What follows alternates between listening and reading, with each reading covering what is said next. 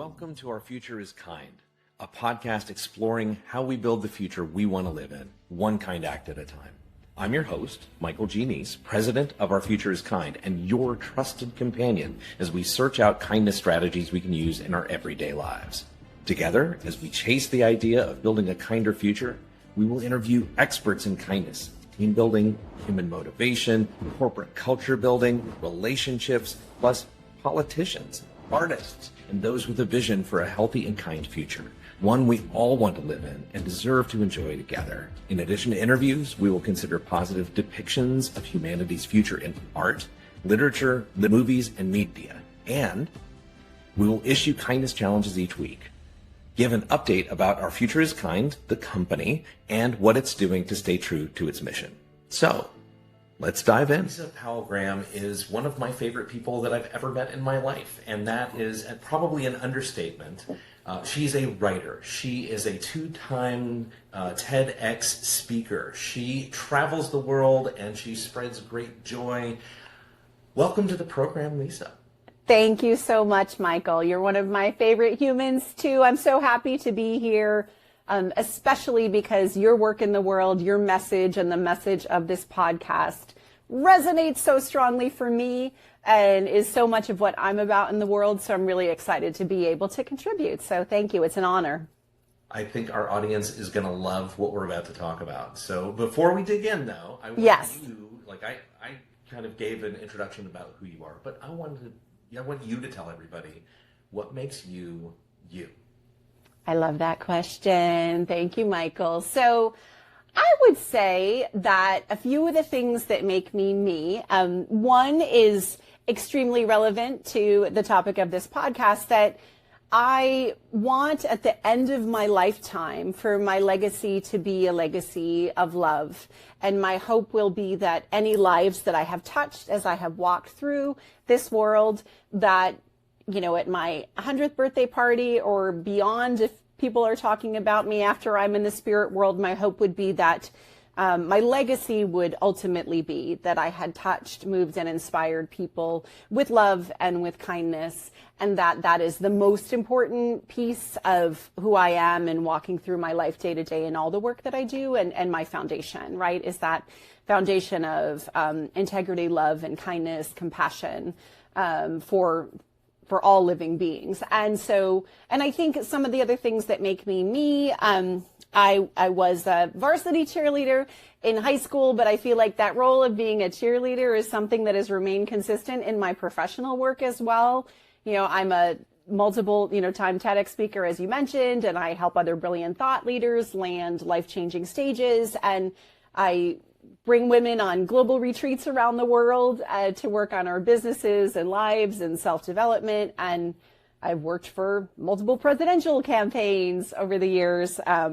Was part of Hillary Clinton's staff, worked for Kamala Harris in Pennsylvania in 2024. But I feel like in literally every role that I take on, that cheerleader, that wanting to just be supporting, elevating, and uplifting others is a consistent theme throughout my life and all of the work that I do. So I hope that is how people will think of me, and that hopefully, as you mentioned, I try and like to bring joy and laughter where I go, so that I can keep a lightheartedness about my work in the world as well. Well, I know that one of the big things that you have done is to support the empowerment of girls and women. And this is really specifically interesting to me because I come from a very Star Trek kind of background. Yes. Where it's always mystifying to me as to why we don't have more opportunities available, why we don't have more women in leadership, why we don't have different avenues where people can hear the wisdom of women and where they can have the great leadership of women. Can you talk a little bit about what is your philosophy, and then how are you helping empower women? Love that. Thank you. Yes, I would be happy to. It is one of my personal missions on earth to empower girls and women globally in all the ways that I can. So super passionate about that. And I think that contextually, I feel like global women's leadership is my passion. It's what I study. I speak on this topic a lot. And And I've done extensive research over the years. And when I was getting my master's in public administration degree, I was studying leaders, studying best practices in leadership and elected leadership. And I feel that the part of what I think is so important in this work, and that I like to share and remind people of, is that we're collectively on this journey, all of us, right? Women and men and non-binary people, and however people identify, we are together on this journey. And we, when women are elevated into more positions of power in countries and companies globally, the research just simply shows that we get better results when there are also women at the table, right? So that in countries that have women in positions of leadership, you know, and also alongside men who are leading, it's not that women are trying to dominate and completely take over. We just want to be at the table, right? You tend to get better outcomes in terms of education and healthcare. You have more conflict in peace zones. You know, there's so many outcomes. And when girls around the world have the chance to have a great education, right? When girls are given the opportunity to have an education, because there are places in the world where they still are not, right? Then that makes a difference in terms of their local community and economy. And when women build wealth, women statistically, the research shows, pour more money back into our own families and communities. Up to 90% of our money will go back into our families and communities, right? When women are reinvesting, they're reinvesting close to home in what matters most to them. So I think for me, my passion and my work around all of this also comes from the global context that, you know, according to the World Health Organization, 1 in 3 women globally will still be a victim of violence in her lifetime, right? I am one of those women. You know, every woman listening, if she has not been a victim of violence, knows someone who has, right? I mean, and pretty much everybody listening in has been, somebody in their lives has been personally touched, right? By this. And so, and we have, far too many of us have Me Too stories. So I feel like for me, the fact that, you know, when we look at gender equity globally, there's still a huge gender wealth gap that's even bigger than the gender pay gap. So people often think about, if you know, there are some countries now that actually regulate and do a better job of it where it's illegal. I want to make sure I'm getting this correct, but I believe Iceland is one of those countries currently. Finland, I think, had this legislation as well, but it's basically, it's illegal for somebody to get paid less as a woman, right? In some countries now, like they are actually legislating that.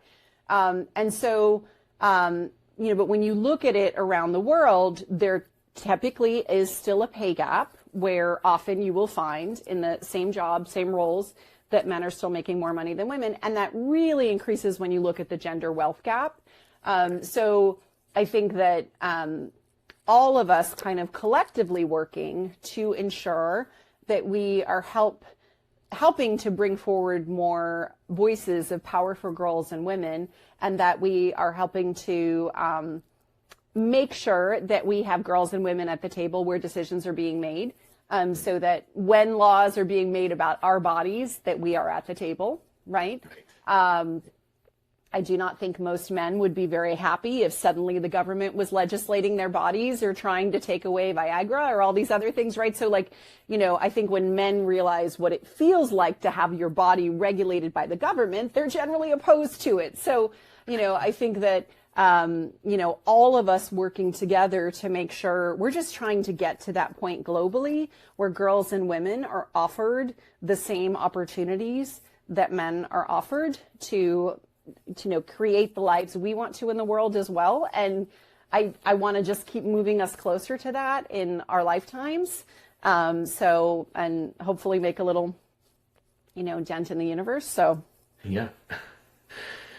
Yeah, having been raised in a household by 2 PhD chemists, what I found was that my mom was the one who was sitting there trying to teach me about T4 bacteriophage viruses and right. about the different, you know, RNA processes that were going on so that you could try to replicate, you know, so that essentially that you were, you know, capable of creating some kinds of health, cures or some sort of treatments for a variety of. So all of this is just very simply to say, I was raised in a household where I didn't know any better. Right. All I knew was that there was equity. There was some sense of like, oh, anybody can be anything. And yes. So it has never made any sense to me that somebody would talk down to my mom. Right. It's just been mystifying. It's like, she went to Duke University and got her PhD from there and then did her postdoc at Cornell. Right. Are you seriously going to try to tell her something? Yeah. About how she's limited in her capacity? It just never made any sense to me. So I'm so gratified to hear that this is a big focus of what you do. Can you tell me a little bit about these retreats? Because sure. As a straight male, I have not been on one of these retreats. They sound really intriguing. Tell me Absolutely. How is it helpful to women and what do you do?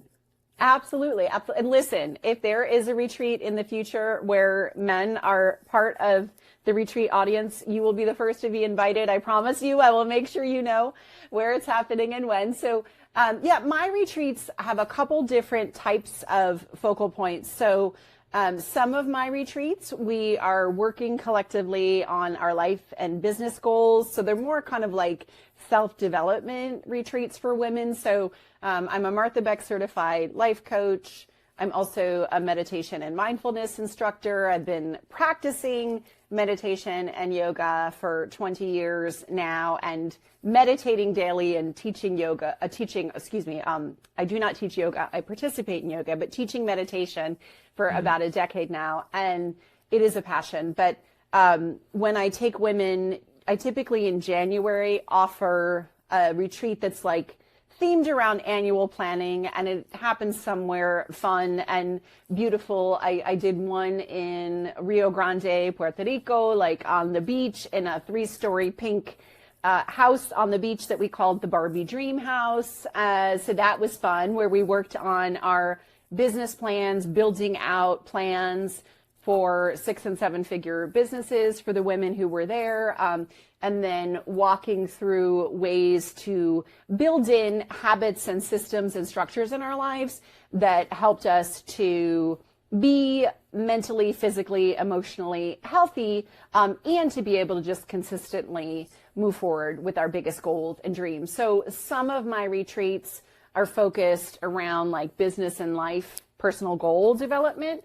But, I'm offering a retreat at the end of May that I am super excited about, which is the Heaven on Earth Bali Bliss retreat. So that retreat, I am taking a group of 12 phenomenal women, and we are headed to the Island of the Gods, Bali, Indonesia. And we are staying in a couple different beautiful resort villas around the island. And that will be more of a deep dive into spiritual work and healing. So, I'm someone who went very actively, consciously chose a spiritual path and chose to study with spiritual teachers and healers and study meditation and yoga, first and foremost to heal myself from the traumas I've experienced in my past and to overcome the symptoms of post-traumatic stress disorder that I used to actively live with. So I've been diagnosed with PTSD, but I used to have chronic panic attacks, chronic anxiety, lived with a lot of terror. Had a stalker in college who used to describe how he planned to murder me, and that kind of sticks with you, right? So it's, there were so many years of my life where hearing a noise at night could make me think all over again that he was there to break in and make good on his threat to me, right? So, but I feel like when you've lived in this way where that active feeling of terror is part of your life and you've had sleepless nights and you've had panic attacks, and then you find tools that are ancient tools, right? Buddhism, yoga, meditation. These are tools that have been helping people for thousands of years, right? As ways to walk the path and to navigate the world when everything is changing under our feet. Like we live in a world, it's very apparent, more so than normal perhaps, in times like these today where things are very chaotic. Certainly politically in the United States right now, there's a lot of instability. There's a lot of uncertainty for a lot of people about kind of what will happen next.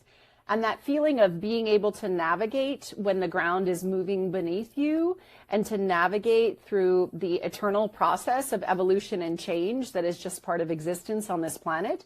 Those tools are so valuable, right? To help us navigate any situation, to help us recenter and find a center of inner peace and calm in the midst of any chaos, any circumstances, right? So I went on that healing journey for myself first, and then realized these tools were so life-changing for me that I wanted to share them with more people so that they have tools of breath work, meditation, yoga, tapping, movement, qigong, all these different modalities that I've tapped into. I bring in guest practitioners to some of my retreats. We will have, work with some Balinese healers, have some traditional Balinese healing ceremonies. But the Bali retreat is very much about how do we as women in the midst of our very busy lives, and so many of the women coming are moms, right? They're business women. They have these very busy and full lives, and so much that is demanded of them all the time, right? Just so many people who are turning to them so often. So to be able to kind of step away from the activities and stressors of everyday life and to step away from kind of the endless to-do lists that just we will always have a to-do list probably until the day we leave the earth, right? There's always something we're up to in the world, but that, giving women, my intention is always to create a safe space and environment for transformation, for miracles, for magic, so that we can all gather, rest and restore, let our bodies heal, and our minds and our spirits walk through these ancient practices together to try to return to an inner center of peace no matter what's happening in the world. And in Bali, we'll be fortunate to do it a lot. The resort that we're staying at the heart of the retreat is this luxury eco village with these 2-story bamboo villas with infinity pools that look out over the ocean. We're perched on the cliffs. There's bougainvillea and flowers and palm trees, and we'll be eating these beautiful, colorful plates full of tropical fruits and nourishing our bodies and souls. But to be able to be surrounded by such beauty and serenity, kind of far away from the noise and chaos of everyday life and far away from our, not on our phones, not tied to our devices, unplugging, right? We're actually going to spend a day in silence in the middle of this particular retreat. The New Year's practice in Bali is on their New Year, they spend 24 hours in silence in order to deepen, right, sort of into these practices of returning to inner peace and tuning out the external world. So we will be doing that together in the middle of the retreat. But it's super fun. I'm passionate about traveling the world, I think. So, you and I were at a retreat in Lisbon, Portugal together, right? Working on book projects. Amazing. So that was my first time in Portugal. I think I'm at like 37 countries, but my passion for travel and being able to find a way to bring together my work empowering women and my love for travel. And I host a couple retreats a year. It's been such a fun endeavor. I feel so blessed that this is what I do.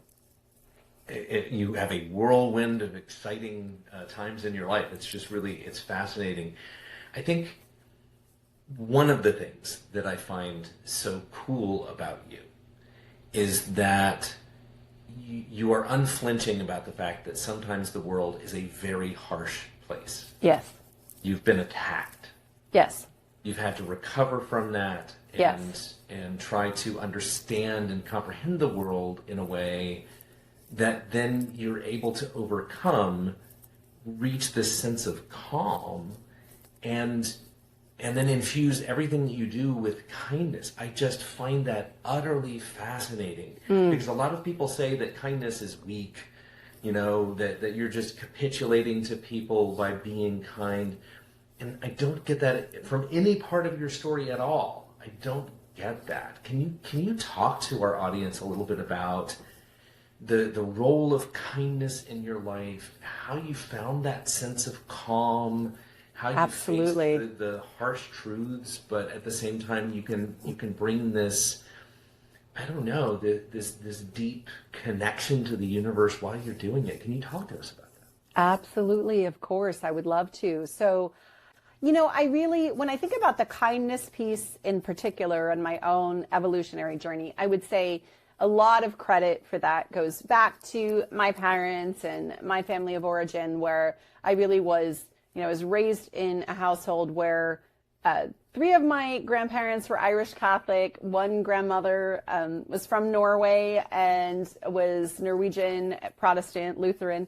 I grew up in this household where both of my parents were the first to go to college, that had not been their parents' path, and the first to get a master's degree. And then my mom was the first in her lineage to get, her family lineage, to get a PhD.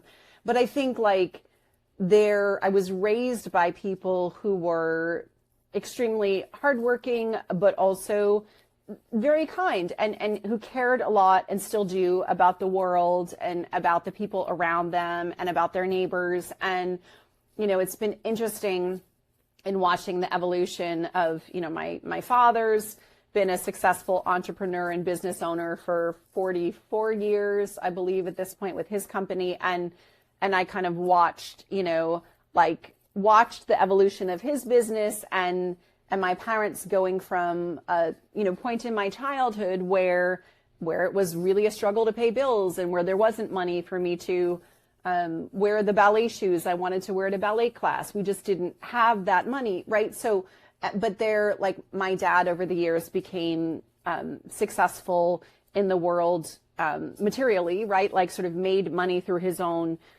business. And I watched that as my parents increased their kind of net worth and value, their values underneath it all never changed. So there was never a time when they suddenly said, we just don't want to pay anything in taxes, so we're going to support somebody who isn't in alignment with our values because we believe that he will ensure that we don't have to pay taxes. They were like, no, we're part of a civilized society.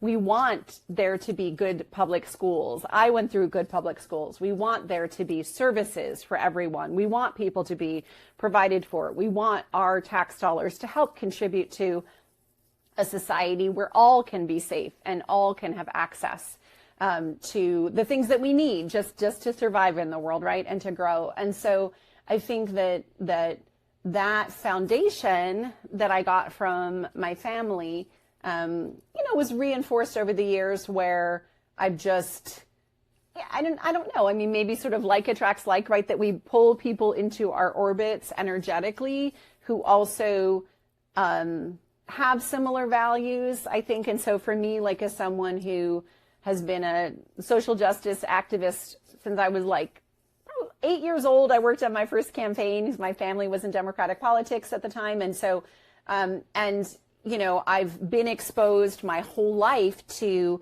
the power of standing up and speaking out for others, right? Of just fighting for the rights of others when they are being threatened. And so I think that that to me is just an essential piece of who I am, that I will always fight for love and social justice and human rights and women's rights and LGBTQIA rights and civil rights. I believe very strongly that we have not come close, unfortunately, to ensuring our country's ideals of liberty and justice for all, but that if we ever are going to do that as a planet, right, as a species, that we really need to be standing up for the rights of all. And I think for me, my background and my training in Buddhism, I was baptized Catholic, my family, I was confirmed as a Lutheran. I, was married and divorced and Episcopalian. I've sort of been all over the Christian spectrum.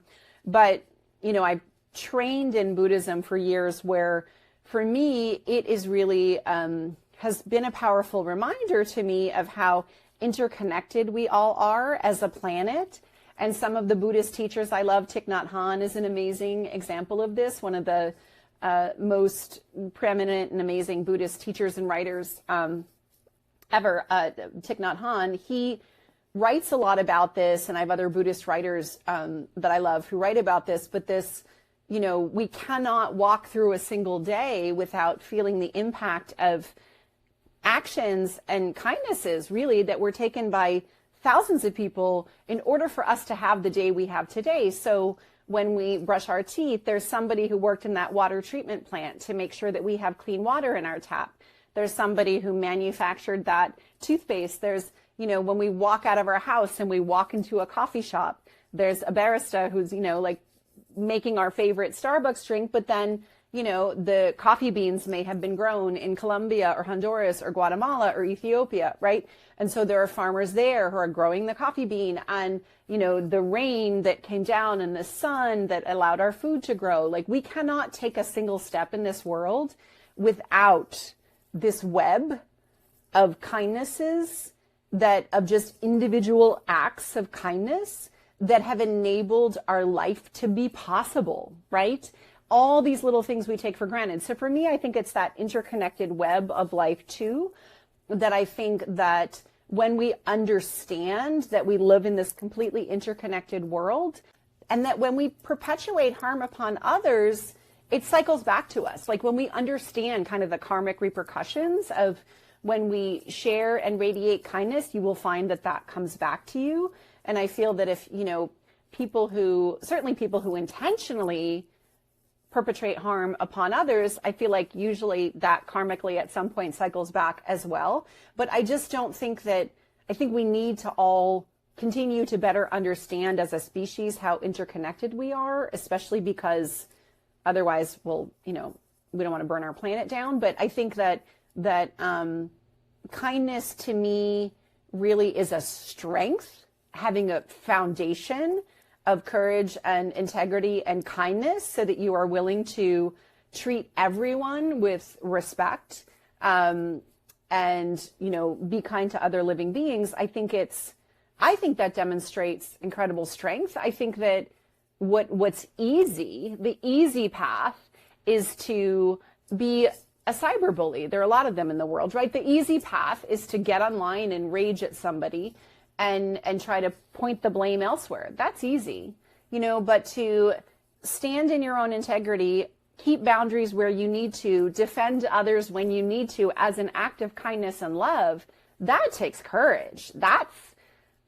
Am I allowed to? I'm probably not allowed to swear. I won't swear, but I was going to say that makes you, somebody who is kind of a superhero in the world, right? When you're able to start from that foundation of kindness and apply that in the world, I think it's actually incredibly courageous. I think we should start reversing the way we think about it. It's cowardly to be a bully. It's easy to be a bully, especially online. It's like, it takes nothing to write a nasty tweet from the basement, your mom's basement, if you're just an unhappy person, but to be courageous and be visible in the world and to uplift others. Even if some people disagree with what you're doing, that's courageous. So I think kindness and knowing our own interconnectedness is intelligence in action. It's us evolving as a species and keeping each other alive as a species, and I think it's brave. I love the context that you bring to all of this, that there are ways that you feed this core of kindness, this kindness practice that you have. And part of it is maybe from parents, grandparents, and part of it is from friends and family and loved ones. And an awful lot of it is also from these philosophical works and from these religious structures that exist. But the fact that that's your go-to. That yes. is where you reach. Yes. And so I want you to reach deep inside that now, and I want yes. to do a little thought experiment. Awesome. I love it. Yeah. So on our Future is Kind podcast, what we love to do is to talk about what a kinder future would look like. Yes. And so I want you to step into a time machine with me. We're getting into Doctor Who's TARDIS. Love it. Love it. We're in 2125 now. So we've amazing. Lived nieces, nephews, children, probably even their children. Yes. Now we are 100 years in the future. Look around with me, Lisa. What are the things that you're looking for to say, man, we did all of the things right. We got it right. We achieved the things that we needed to do to make it a great future. What are you looking for to confirm that it went that way? Such a beautiful question. So yeah, when I step into that time machine and I reemerge in 2020, 21, 25, right? So we were in the 21st century now, 22nd century, which is wild.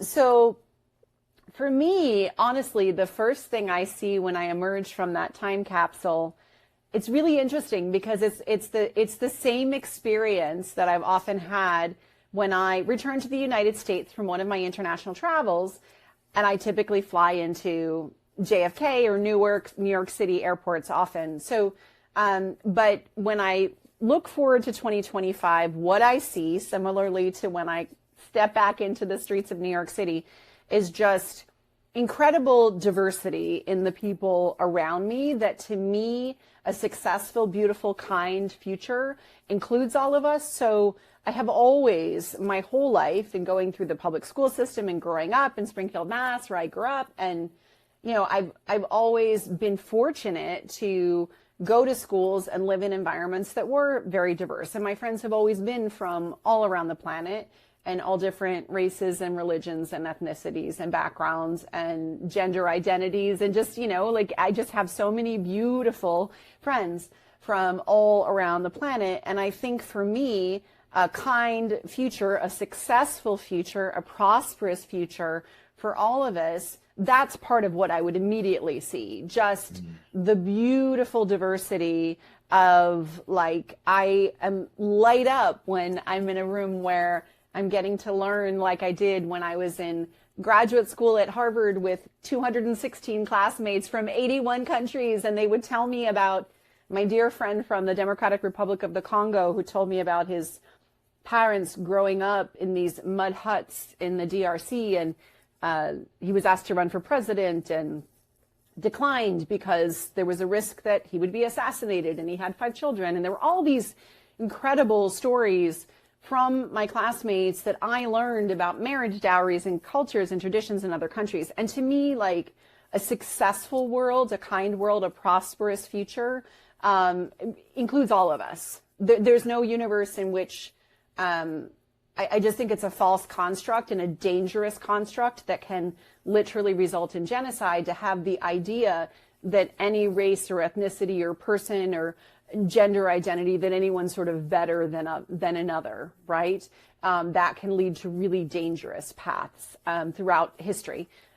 So I think that that's the first thing. And I think for me, I saw when I stepped out of that time capsule, I am on the Cornell University campus today. I'm living in Ithaca, New York, where my life partner got a job at this university, but it's the time of year too. And I was just in DC, where the cherry trees are in bloom, the magnolias are in bloom, right? The campus is stunningly beautiful. And so when I stepped out of that time capsule, saw all these beautiful flowering trees and was just reminded that in a kind, successful, and prosperous future, we have collectively stepped up to take better care of our Mother Earth, that we have, if the current leadership today is not up to doing this, which unfortunately I don't feel the current administration in the United States is, but that future administrations and leaders and other people working on these projects collectively will follow the call to do what is necessary to protect our Mother Earth, right? To protect the environment, to prevent us from continuing to accelerate into further just climate disasters, right? Like what we see all around us as the result of extreme weather due to human impact, right, on the climate. So, but there's so much that we can do individually and collectively to continue to protect our Mother Earth, which is our home. Like, we can pretend that we're not all in the same boat together, but and I get it that in challenging times, it can be like, well, I'm here in my rowboat trying to get by, and there's that guy over there in his big yacht. And technically we are not in the same boat in those moments, right? But we're sharing the same ocean. We're sharing the same planet. We're sharing the same home. We all need clean air to breathe. We all need clean water to drink. We all want the beauty of nature, and we all eat plants, right? We all eat things that grow from the earth. So I feel like any prosperous, kind future has to include us ensuring that we protect our home planet, because it's really, people may want to go live on Mars, but Mars is not habitable. So like that, maybe that's happening in who knows when. It's not happening tomorrow, right? So like we do have to protect the planet where we live, because ultimately you can't eat money, and you can't, it won't matter how wealthy people are if there is not a habitable planet to live on, right? So people who are focused exclusively on wealth also will suffer, right? Just from climate disaster. There's nothing that can protect all of us from that, except all of us collectively deciding it's important enough to work on together. I'm glad that you mentioned planet Earth, because if we go to 2125 and step out and it is a wasteland, nothing else is going to be kind about it, right? Correct. Correct. That's a new one for the show. I'm glad that you mentioned it. And the idea of having lots of diversity. Yeah. I love that, because can you imagine going to a city or someplace here in the United States where you can't get a taco, right, and a falafel, right, and a plate of spaghetti? I mean, right, all of these things at one point were not indigenous to here. Correct. And if we had excluded all of these different kinds of great foods, oh man, I mean, I know. Just the food by itself, it would be sad to lose that. Right? It would. It's people, honestly, I mean, there should be something where if you're opposed to immigrants inhabiting and working in your country, then maybe you shouldn't be allowed to eat a taco. I don't know. I just feel like if you are not celebratory of the beautiful cultures that have created this nation and built this nation, right? Like that, I think everybody wants to be able to go eat a taco when they want, and wants to be able to go get Chinese food or Thai food or whatever if they love that food, but we need to equally celebrate the beautiful cultures and people who brought that to us, right? That is just so critically important. And how boring would the world be if it was, sort of everything was monochromatic, one culture, no vibrancy. I just think it's really what has always made us great as a nation and makes us beautiful is our diversity. And so I will always stand up for that, and I will always speak out, if other people I think are doing things that are harmful or racist or, not inclusive of others. So. Well, having a future that has all of these great, wonderful, traditions and cultures, foods, languages, dance, all of that, I think is spectacular. I want to live in that future with you. Let's figure out how to get Let's figure out how to do it.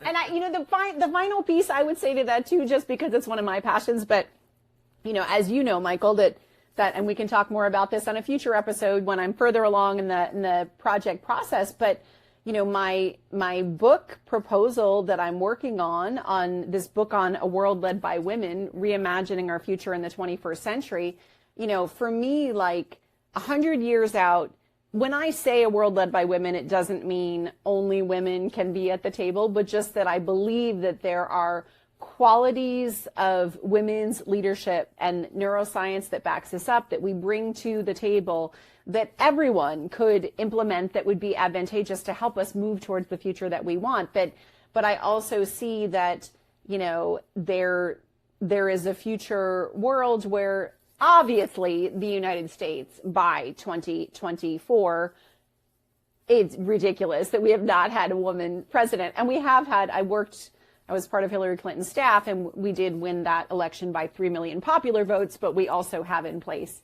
the Electoral College, which I would argue is racist and antiquated and should be abolished at this point in time, because it was basically kind of helped slave owners at the time. So I feel like there are these systems in the United States that for us to have a true democracy may have to shift in the future, but that it should be absolutely just be normal.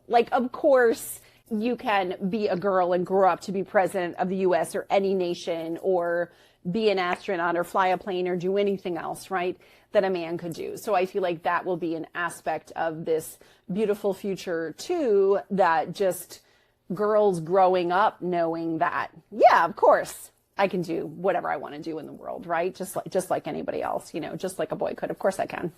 Right. Valued for character, valued for skills, valued for passion and personality and all of the other things. So yeah, Exactly. sounds wonderful. Considering how hard the world can feel sometimes, Yes. I'm curious, what is it that Lisa Powell Graham reaches for when it comes to like inspiring yourself? Because you're going to have a day once in a while when it's like, gosh, this is so hard. What do you reach for that keeps you going, that makes you think, oh my gosh, we can still get to this kinder future? Yeah, I love that question, Michael. Yeah, so for me, it's a number of things. I'm living in a very beautiful part of the country, and Cornell University in Ithaca, New York, has all of these waterfalls and gorges and parks that are spectacular. It's really known for this around the world. The pun that everybody uses is Ithaca is gorgeous, spelled Gorges instead of Gorgous. And it's full of gorges, and they are gorgeous. And so for me, being in nature is very restorative and inspiring, and always helps kind of return me to a center of peace and just remind me of just the beautiful abundance and diversity of nature, and why I care so much about wanting to protect this planet. In terms of inspiration, for me, there are so many leaders who throughout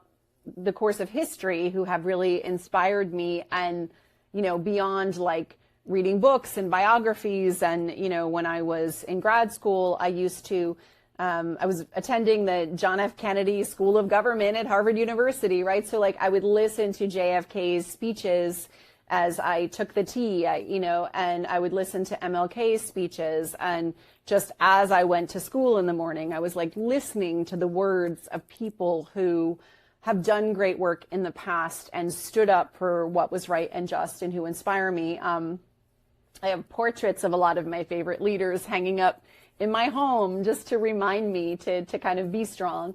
And for me, like music, I was a professional dancer for years, professional swing dancer, belly dancer. And so there's so much that's inspiring to me in music. Sometimes just to shift the energy and feel inspired, I need to like get up and dance or listen to some inspiring music. But yeah, there are so many sources of inspiration for me. And I think like I've been an avid lifelong reader too. And I think continuing to read about, societies that have faced a democracy in decline, and like, what do we sort of do in the face of fascism? Like, I will state out loud what is happening in the US. So I feel like there are things that I am kind of preparing myself to learn from history, like what is it that I should be doing in this moment to stand up against things that I do not believe are right or just, but also just the stories of people who have walked these difficult paths and chosen courage are always an inspiration to me, right? Just reading other people's stories and being inspired by the words of others. So wonderful. Well, pass me some titles of different books and different authors after the show, and I will. We'll put that in our show notes. But it sounds like going out in nature, looking to leaders who've already done inspirational things. It sounds like you have several ways of staying inspired, including dance, which I love. I think that's just it's a wonderful way of remembering, oh, right, we exist in a world in space. We might as well be taking up some of that space. So yes. Sounds really cool. Yes, yes. So for all of our audience, they're sitting out there saying, gosh, it sounds like being kind can be a little hard sometimes, and even while I'm inspired, I'm not really sure what to do. Do you have any tips or tricks? Are there little things that you do to stay kind, little practices that you think our audience could benefit from? Absolutely. Absolutely. I love that. I love that question. So I'll tell you one thing recently that's really inspired me, and then I'll tell you a few of the practices that I use kind of regularly. So one is that a writer who I follow, Alexandra Franzen, anyone can go look her up. She's fabulous. So I am on her newsletter list, and Alexandra, she goes by Alex often. So she had, I think in the past, maybe 2 months, and in a time when, I worked for Kamala Harris, so I wasn't happy with the outcome of the election. So I've been concerned about everything happening in the U.S. and just kind of how do I stay focused on positivity and kindness. And she had sent out this newsletter talking about this practice that she has where she will, at the beginning of the day in the morning, it's a practice of like give and then receive, where you're basically like every morning she'll just pick someone to deliver a small act of kindness. And it could be just that you're emailing somebody because you're thinking of them, or you've had a friend on your mind and you drop them a card, or you realize that your friend would be the perfect coach for this other individual and you make a referral and tell them, I think my friend would be the perfect coach for you to hire, etc. So you're doing something every morning to just put good energy out there, elevate someone else, and just give, just a little bit, just give something every day without any expectation of return. But then when those opportunities come in to receive kindness from others, honestly, we sometimes block them, right? Like if we're empaths ourselves and we're used to being the giver and the helper, and then somebody says, oh, Lisa, let me help you with that. Sometimes we'll put up resistance. We'll be like, no, I've got it. I'm fine. Right. And just allowing it in when someone wants to then offer us kindness or support us in a tough time, like being willing to receive that is its own skill set sometimes to let it in. So that's one recent inspiring practice for me, is just thinking of like, who can I help or uplift or do something kind for this morning, right? In some simple way. And I think too, like for me, like a kind of lifelong practice is that, and social media makes this super easy. But I have friends that I've known since kindergarten. I have friends that I've known from undergrad and grad school and from my global travels and from being a professional dancer and from my writers networks and all these different places, right? Campaigns, political campaigns. So, but I think that when you have those moments when somebody pops into your mind, you're just thinking about them, and taking the time to send a quick text or send a quick Facebook message or, drop a nice comment on their post or, whatever that looks like. When we send these little arrows of kindness out into the world, everybody's busy. People don't always respond instantly, right? But it might be something that just, arrives when that person was having a hard day, right? When that person was struggling with something, and your little arrow of kindness that you send out could be what uplifts and elevates them in that moment. And just kind of trusting in that instinct of just like, really simple, just, quickly letting people know when they're on your mind, and sort of reaching out to people, is a very simple thing. But I think sometimes we can like kind of overthink that, or be like, oh, I don't know, they're probably really busy and I don't want to bother them, whatever, we can kind of talk ourselves out of reaching out to people. But I think that, trusting that if you have the impulse to send a little bit of love and kindness in some direction, just trust that instinct, follow that instinct, and you can have this ripple effect that you're just unaware of just how the ripple of all those acts of kindness can accumulate, I especially like your message of being open to receiving, because I think that's a part that I struggle with. Yeah. Right. I think of myself as a helper to the yes. point where somebody says, well, here, let me do this thing, or gosh, I really want to honor you in this way, or hey, I just want to give you a compliment. And it's hard sometimes. It is. It is. It's a great tip, is to, everybody who's listening and watching, stay open to it, because you are worthy of it. You're worthy of having, good things pour into your life too. So absolutely. And I think too that it's a good reminder too sometimes that when we think of ourselves as the giver or the helper, we enjoy being in that role, right? We derive some value and self-worth, and it feels good to be in that role, to be able to help others, right? We feel good about that. So if people want to help us and we block that, then we're blocking them from that gift of feeling good, of feeling filled up, of being that person who poured out into someone else. Because there's so much research that shows the power of, people who volunteer regularly, who give back in their communities, that that it gives them enormous benefit, right? It really fills them with a lot of joy and a sense of purpose and a sense of direction and goodness and all these wonderful things. So when we block people from giving to us, we're blocking them from that gift of getting to be the giver, right? So when we can sort of say, okay, it's all right, I can let it in, I can let somebody else handle this one and let them feel good as the giver, and just sit back and let other people support you too. It's a practice, right? It's a practice, but an important one. And it definitely takes practice. So yes, yeah, yes, absolutely. Lovely. Well, I really wish we could keep on talking. I definitely want to have you back on the program for sure. Yes, I would love that. I would love that. You have a book that you are working on. I do. Mentioned. I really, once that is a little bit more underway, or once it's coming out, yes, definitely want to have you back. But in the meantime, can you tell everybody what is it that you're working on right now that you want them to get involved with or to support you on, and how do they get in touch with you about it? Absolutely. Absolutely. Thank you, Michael. So the easiest way for people to be in touch and to find me, my website, Wonder Women, it's plural, international. So it's Wonder, WODEN, plural, women, international.com is my website, where you can generally follow kind of everything that's going on with me. But so there it has more about my resources as a speaking coach. I love working with brilliant thought leaders to help them land life-changing stages and deliver TED-style talks in the world. That's a passion of mine. My information about my retreats is there.